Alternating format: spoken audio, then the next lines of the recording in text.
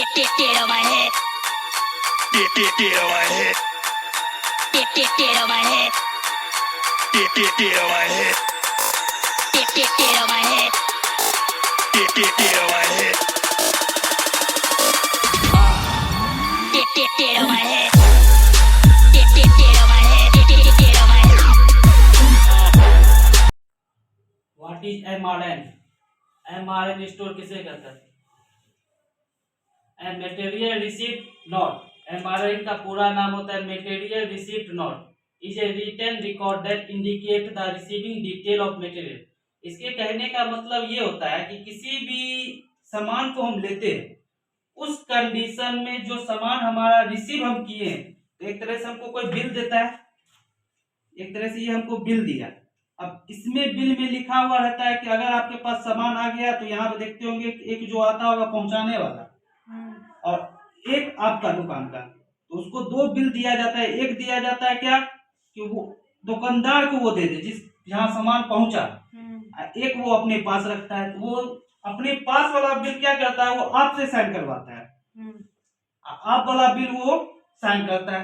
ठीक है, तो MRN का मतलब क्या हुआ कि सामान अगर आप रिसीव किए किसी भी बिल के द्वारा, तो उसको हम MRN के अंतर्गत रखते हैं। Material receipt not represent a transaction that took place when the hardware item are supplied from a supplier or delivered at the inventory location।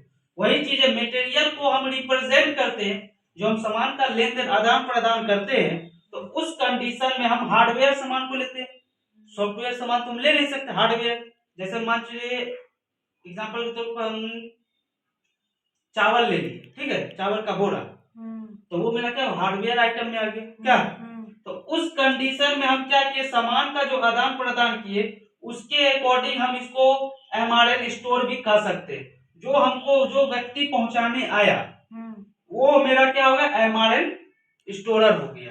क्या हो गया, MRN स्टोरर। इसी में दूसरा question, what is GRN general entry? Good received note. उस दिन भी first topic भी बताए थे, GRN का पूरा नाम होता है goods received note. Is an important proof for business that play major role of account payable.